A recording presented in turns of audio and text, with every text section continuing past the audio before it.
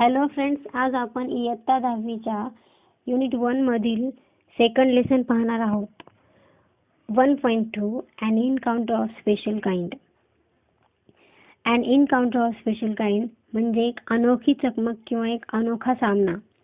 हा लेसन शिकत असताना विद्यार्थ्यांनी टेक्स्टबुक घेऊन लाईनवरती बोट ठेवून लक्ष द्यावे व लेसन समजून घ्यावा. अन एन्काउंटर ऑफ स्पेशल काइंड म्हणजे एक अनोखी चकमक किंवा एक अनोखा सामना. तपन मुखर्जी यांनी त्यांच्या जीवनातील एक स्टोरी, एक इन्सिडेंट आपल्याला सांगितलं आहे.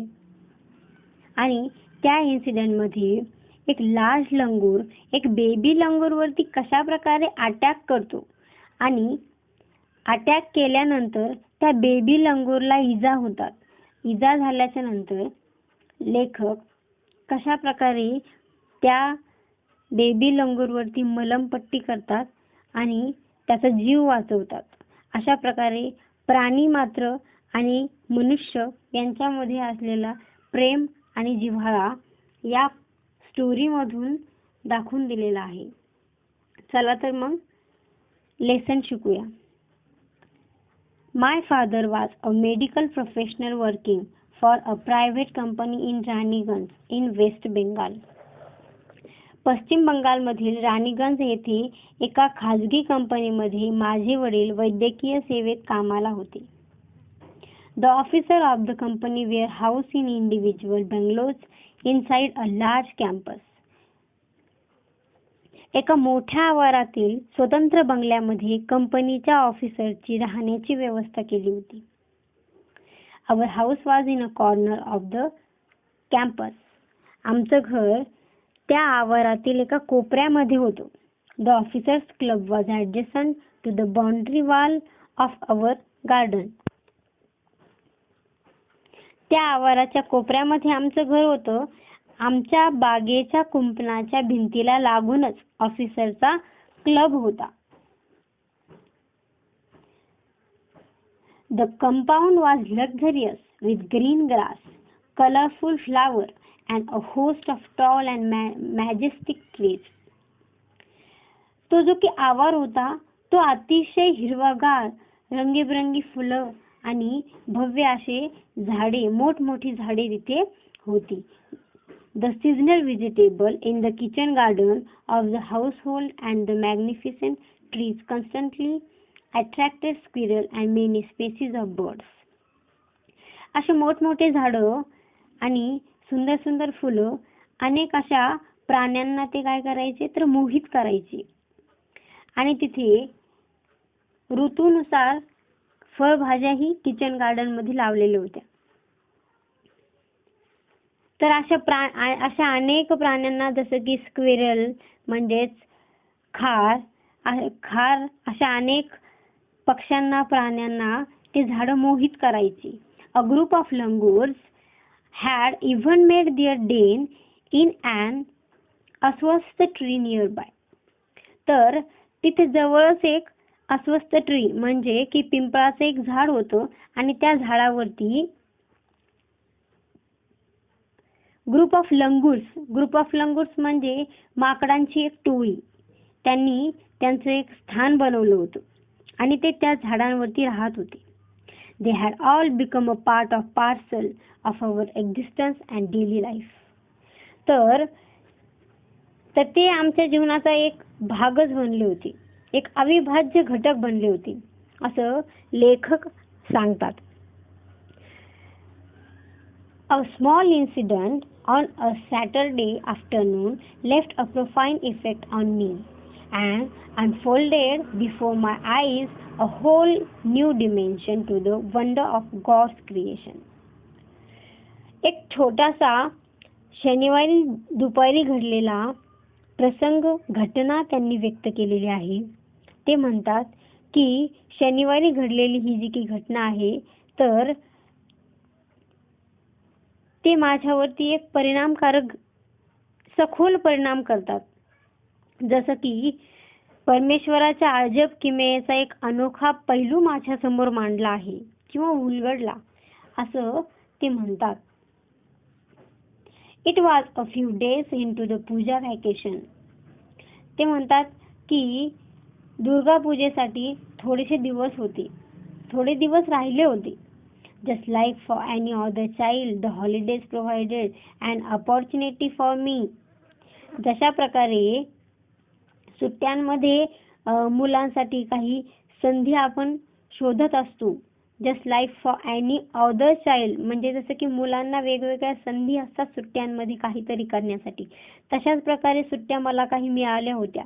आणि त्या सुट्ट्यांमध्ये मला मुलांसाठी to become engrossed in various magazine and storybook published specially for children in festive season.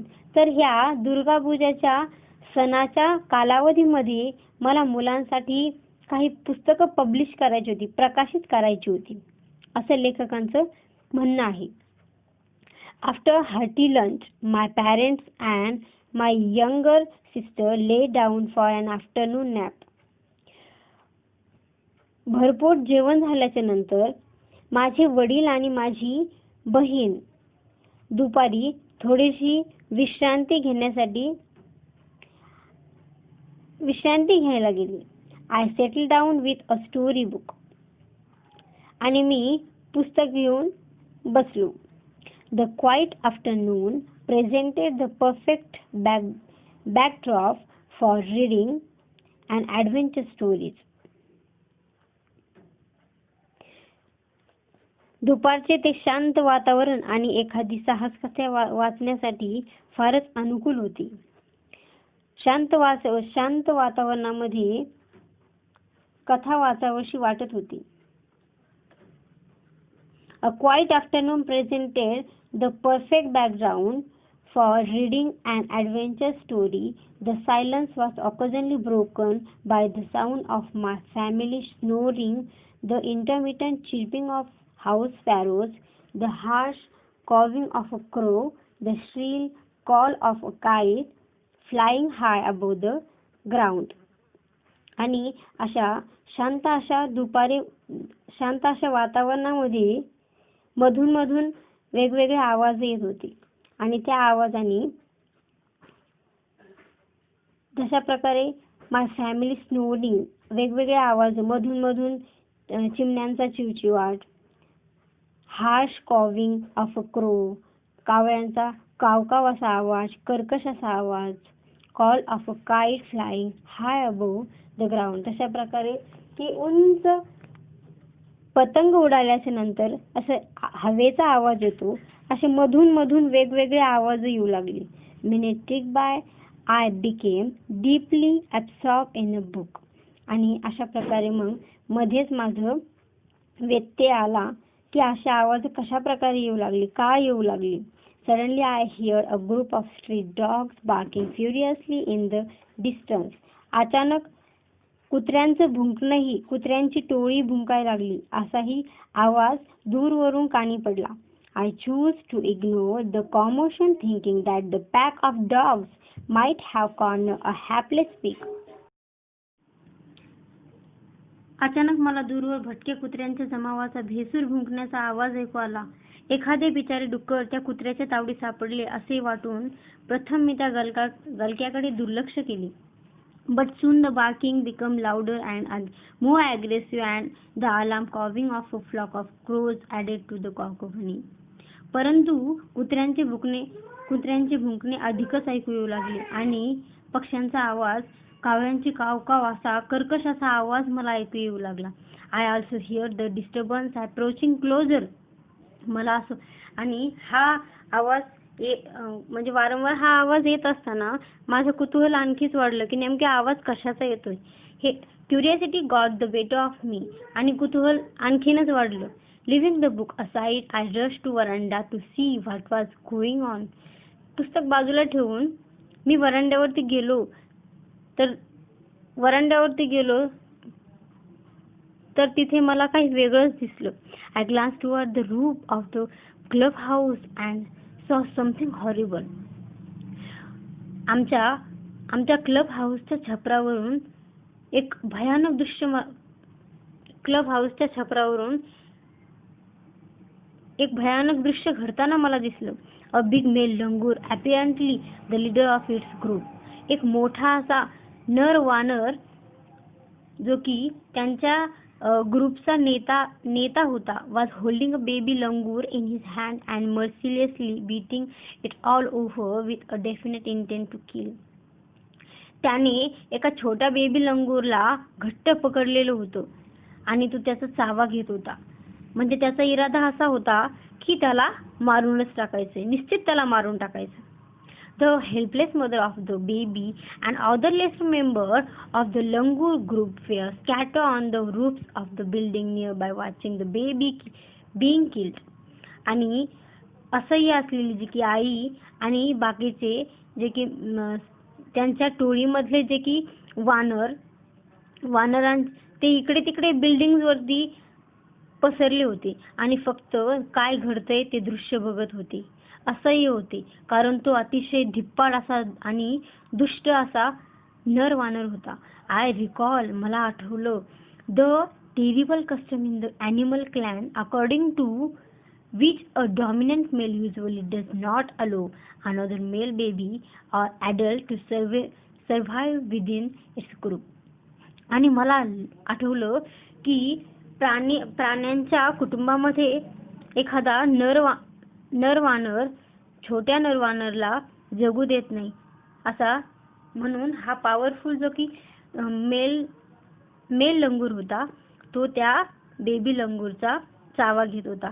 आणि म्हणूनच विदाउट लुझिंग एनी टाइम, एक क्षणही वेळ वाया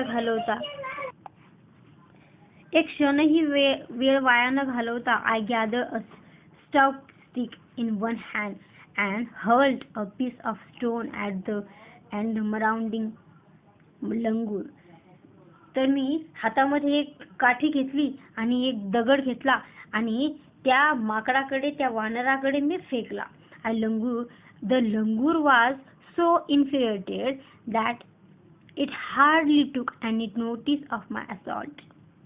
परंतु तो इतका दुष्ट होता, खूप दुष्ट होता आणि धिप्पाड होता. त्यामुळे त्या दगडाचा परिणाम आणि काठीचा परिणाम त्यावरती काहीच झाला नाही. But then I started throwing more stone. परंतु ज्यावेळेस मी आणखीन दगड फेकायला सुरुवात केली, the dogs on their part raise their pitch of cry. त्यावेळेस कुत्र्यांचंही भुंकणं वाढू लागलं. म्हणजे त्यांना असं वाटू लागलं की छपरावरचं जे की पिल्लू आहे ते खाली पडेल आणि आपल्याला ते खायला मिळेल, असं कुत्र्यांना वाटू लागलं. अशा प्रकारे लेखकाने त्या बेबी लंगूरला वाचवण्यासाठी खूप प्रयत्न केले. जर व्हिडिओ आवडला असेल तर लाईक करा आणि शेअर करा. राहिलेला जो की पार्ट 2 आहे तो आपण नेक्स्ट व्हिडिओमध्ये पाहू. Okay, thanks for watching my video.